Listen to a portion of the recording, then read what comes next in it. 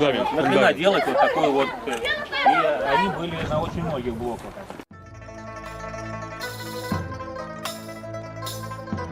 Блоки неподалеку от храма Сфинкса привлекли наше внимание своими продолговатыми выступами.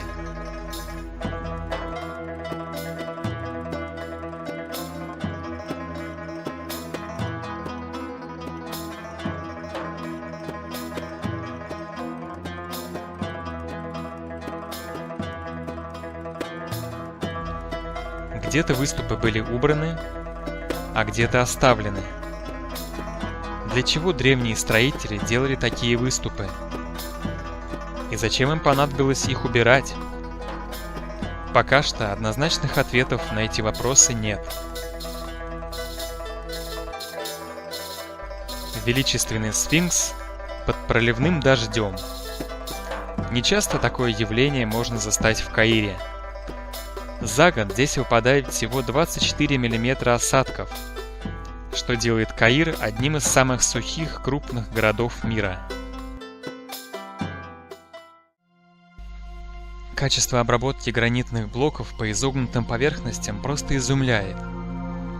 Если предположить, что эти блоки были сделаны с помощью медных пил древними египтянами, на что потребовалось бы уйма времени и сил, то встает главный вопрос – зачем?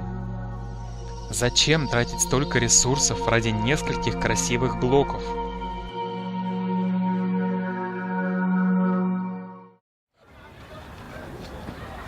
Музей камней.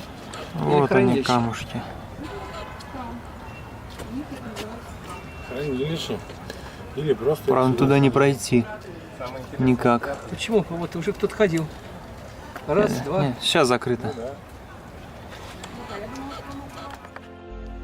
Мы находимся в так называемом гранитном храме неподалеку от Сфинкса.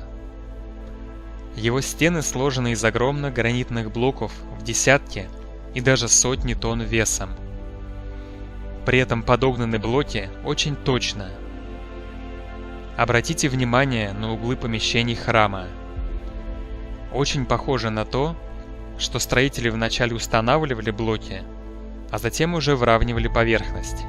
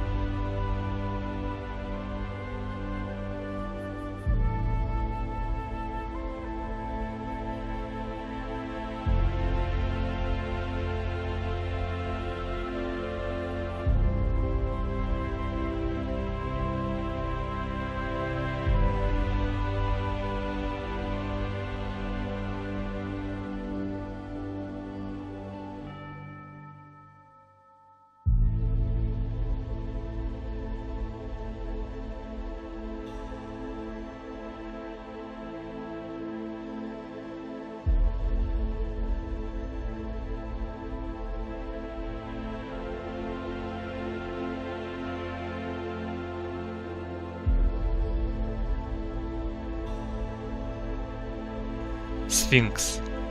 Кого он изображает? Когда и кем был построен?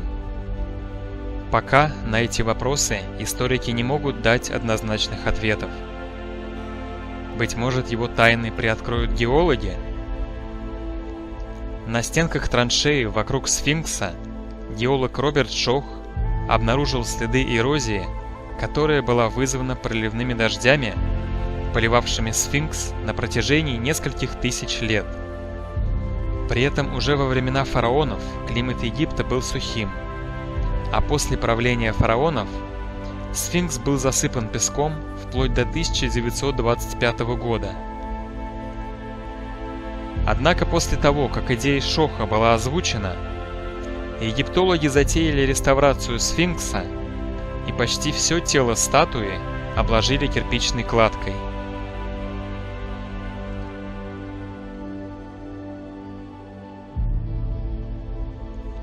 Если Роберт Шох прав, то подобные отверстия в гранитном храме неподалеку от Сфинкса представляют из себя не что иное, как водосток, и Сфинкс следует относить к 10-му тысячелетию до нашей эры, когда климат в долине Нила был более влажным.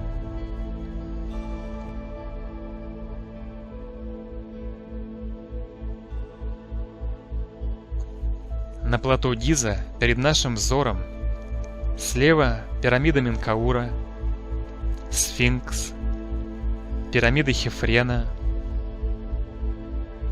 и Великая пирамида, пирамида Хеопса. Секрет постройки этих сооружений до сих пор остается тайной, хотя на плато они стоят уже несколько тысяч лет. И наверняка будут стоять еще столько же. А наши потомки будут восхищаться ими, задавая все те же вопросы.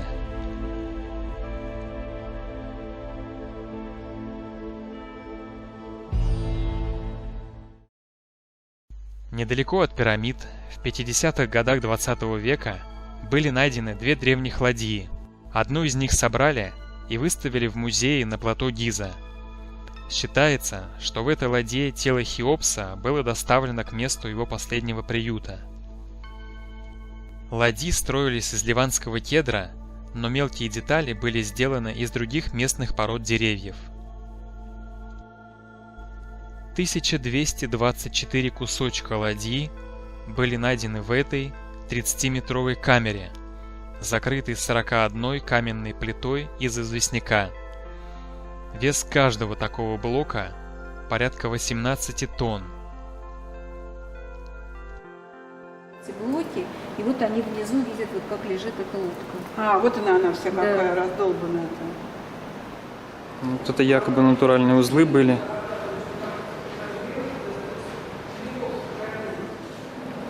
Пыль. Вот это оригинальная веревка.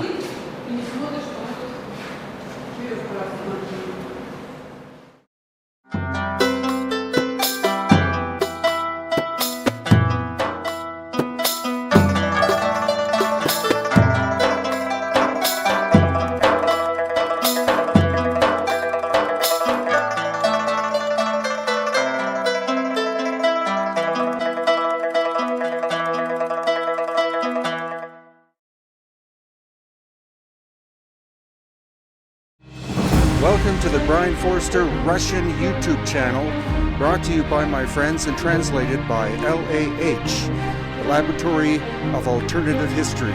Please enjoy, click on like, comment, and come back often.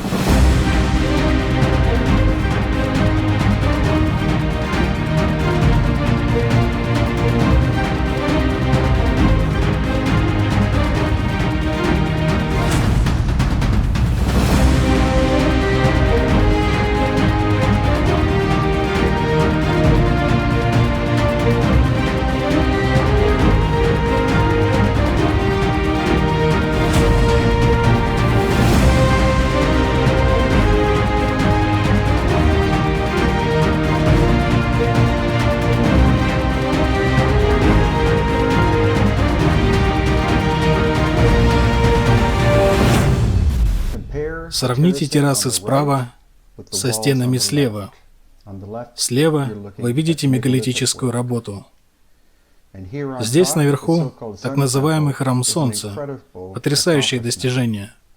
Блок, из которого она была высечена, должен был быть как минимум 1200 или 1400 тонн. Вопрос в том, была ли она высечена на месте и доставлена сюда, или было так, что блок доставили сюда, а затем высекали.